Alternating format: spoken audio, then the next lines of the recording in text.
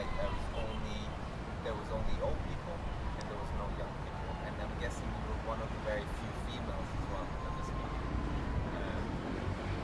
Can you describe this period, 2002-2004, how it felt like being a musician in Syria?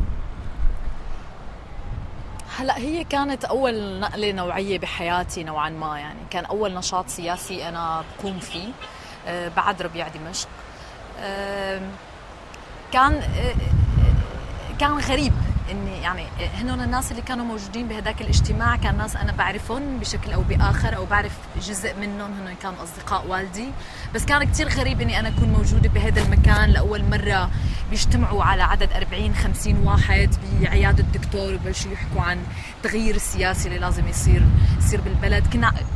كنت انا وحده من 4-5، لا حتى ما كان في 4-5 نساء، يعني كان في بتذكرهم بالعدد صبيتين يمكن اللي كانوا موجودين، كان عمره فوق ال 40 سنه وانا الوحيده اللي كان عمري 18 سنه بذاك الوقت. كان كتير غريب كمان انه تشوف اشخاص هنن بهيدا العمر بس ولا حدا منهم فكر انه هو يفكر يدعي حدا من جيل الشباب اللي هو موجود، اللي عاده جيل الشباب هو اللي بيسعى للتغيير يعني. فايه كان يعني كانت تجربة غريبة، وبنفس الوقت هي كانت الخطوة الأولى لحياتي أنا، خليني أقول، لأنطلق لبلش بطريق على ما يبدو رح ياخد كل حياتي، أو رح يكون هو الطريق اللي أنا اخترته لحياتي. Translation?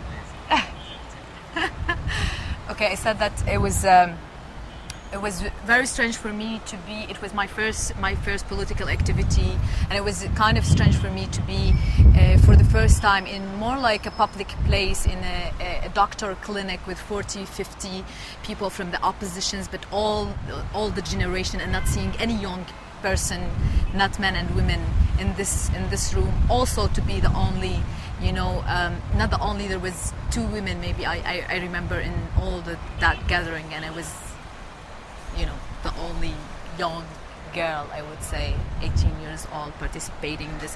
But it was the first step that seems to be, you know, it was the first step of the way that I chose for my life, and I'm continuing, it seems to be, till the end of my life. What was different? What is different in terms of back then, 2004, 2002, and why did the people rise up in 2011? What changed in Syria? Why are so many young people now deciding that they need to change something about their society? بعد ربيع دمشق وبعد استلام And repeating the question, so put it into the context. Sorry? You're not just responding to me, to my question. Okay, yes, I know. I know. I'm trying to phrase it in a way that doesn't seem that there is a question and answer. Anyway, بعد ربيع دمشق صار في شكل من اشكال الحراك في سوريا، يعني اختلف عن ما قبل 2000 زمن حافظ الاسد. هيدا الحراك كان كتير مقتصر على مجموعة من المثقفين، مجموعة من الناشطين، مجموعة من المفكرين بدمشق وببعض المدن اللي خلينا نقول المدن الرئيسية يعني. كان النشاط شكله كتير مختلف، يعني كان في كتير لسه قمع، ما بتقدر تتحرك، ما في عندك حاضنة شعبية للنشاط اللي انت عم تقوم فيه بالوقت الحالي. هذا الشيء كتير تغير بال2011. ليه تغير بال2011؟ بعتقد انه نحن ما ممكن كنا نقوم بثورة بسوريا لو ما كان صار في ثورات ببلدان تانية مثل ليبيا وتونس ومصر واليمن لحتى وصلت لعنا بسوريا. كان الإلهام من هونيك، يعني الشعب السوري لما بلش يشوف شو عم بيصير بالبلدان التانية وشاف انه إرادة التغيير، إرادة الشعوب هي ممكن تغير سياسات وحكومات وتخلق مستقبل أفضل. هيدا هو كان الدافع بعتقد للشعب السوري انه ينزل على الشارع. استمر بنزلته على الشارع رغم القتل اليومي بكل مرة بينزل فيها الناس على المظاهرة. يمكن من أول نقطة دم نزلت بدرعا، وقتها أنا حسيت وأنا بعتقد إنه كانت هي نقطة التحول، اللي إنه الشعب السوري ما رح يرجع على بيته إلا لحتى يحصل على بلد أفضل. Okay, so when I said that after Damascus Spring, there was a kind of movement in Damascus and in another city. There was, but it was only. No, it was only certain people who participated in such kind of movement. It was intellectual people, activists, you know, educated people, and but they didn't gain the I would say not the respect, but they didn't gain the support of the Syrian people. That's why it was quite different, you know, during this period of time. You know, the movement itself. Things had changed in 2011 because we got the inspiration from the other Arab countries like Tunis and Egypt, and we felt, and I think the Syrian people felt that, or they saw that the will of the people can make a change. So they decided to go to the street, but the big change happened basically when the first person was killed in Daraa. It was about blood. When the Syrian people knew that they're not going back to their houses or to their houses till they achieve what they went to the street for. If I contest that, and I say that it's not a Syrian revolution, it's only part of the Syrian people that support this. There's a lot of people that still support Assad.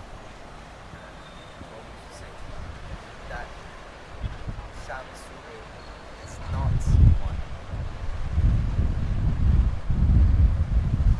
أكيد ما في حدا، يعني أنا ما فيني أقول إنه 100% من الشعب السوري هو بأيد الثورة السورية وهو نزل على الشارع. الشعب السوري أكيد كان له مثل أي شعب موجود على الأرض، ما لنا واحد. في تنوع بالأفكار، في تنوع بالفكر، في اختلاف بوجهات النظر، في اختلاف بالطريقة اللي نحن بنشوف فيها القصص. بس ما فيني أقول إنه جزء كتير كبير من الشعب السوري نزل على الشارع وشارك بالمظاهرات ضد نظام الأسد. في جزء من هيدا الشارع هو مؤيد لبشار الأسد، في جزء من هيدا الشارع التحق بأداة القتل اللي استخدمها بشار الأسد ضد شعبه، واللي تحولوا لشبيحة وتحولوا هلأ لجيش الدفاع الوطني والى آخره، واللي هن كانوا ناس مدنيين ما لهم علاقة بالسلاح، بس قرروا يحملوا سلاح وينزلوا يحاربوا مع بشار الأسد.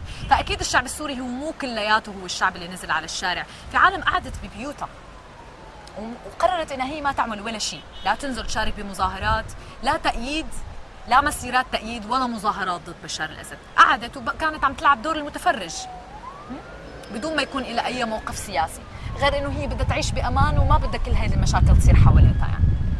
فكل هذه الشرائح هي موجودة بالمجتمع السوري. I don't know if I answered your question, but what I said that I wouldn't ever say that 100% of the Syrian people were actually going into the street demonstrating against Bashar al-Assad.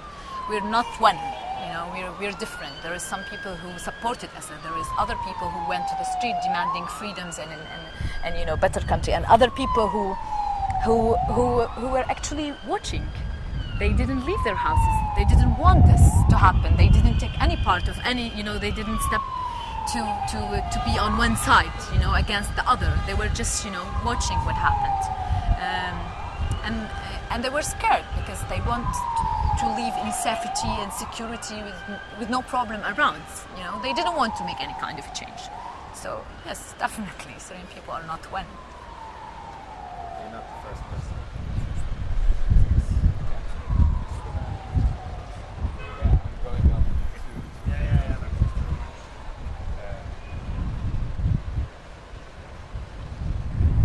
How does it feel? You were talking about human rights issues, that you were a defender of human rights issues, and one of the basic human rights is to be able to leave the country, to leave. You had a travel ban on you for 5 years.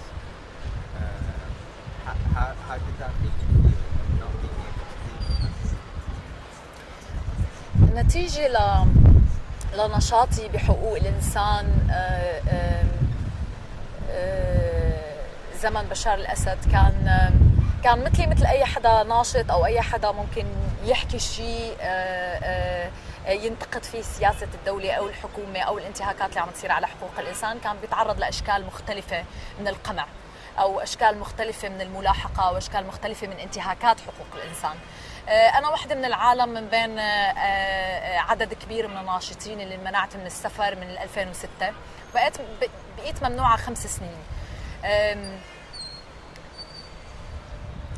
أكيد الموضوع كان قاسي، بس أنا بكتير أوقات أنا كنت عرفانة إنه في ثمن بده يندفع، يعني كنت مدركة إنه في ثمن كبير رح يندفع، أنا رح أدفعه. ممكن يكون اعتقال، ممكن يكون منع سفر، ممكن يكون تحقيق، ممكن يكون أي شيء. فأنا كنت مستعدة نفسياً إني أنا أدفع هذا الثمن. بالفترات الأولى، بالسنتين 3 الأولى كنت كتير عم بتحمل، ما كنت عم بحس أساساً إنه في منع سفر. بآخر سنتين صرت بلش أحس إنه فعلاً حريتي محجوزة. بلشت أحس إنه في كتير أشياء أنا بدي أعملهم بحياتي ما قدراني أعملهم، لأني ببساطة ماني قدراني أطلع من بلدي. فكان كان موضوع قاسي. كنت بحس إنه في أحلام ممكن ما حققها ببساطة، لأنه في شيء أقوى من إرادتي إني أنا أغيره يعني. Okay, when I said that I was one of many other activists who been banned from travel during Bashar al-Assad time, and but I was willing to pay the price, and I was ready for any kind of price. I was expecting investigations, arrest, travel ban, whatever. I was ready for that. And the first 2-3 years was fine with me. I was okay. I didn't feel that I have any problem with the travel ban. But then later, the last 2 years, I started to feel that it's really hard, and there was a lot of dreams that I can't achieve or I can't reach because I simply can't leave the country to do what I want to do. So it was hard.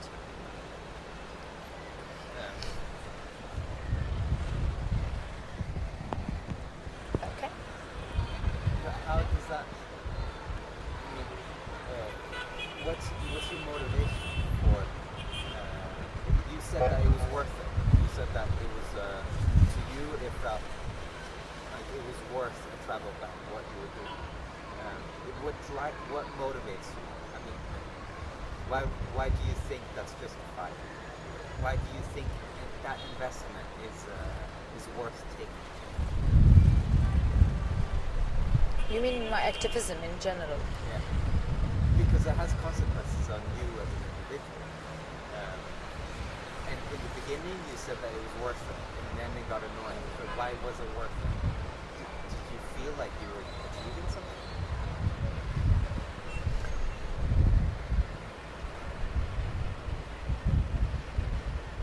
هلا ما بعرف شو الشيء اللي صار بحياتي اللي خلاني اعمل هيدي النقله كلها وكون حدا من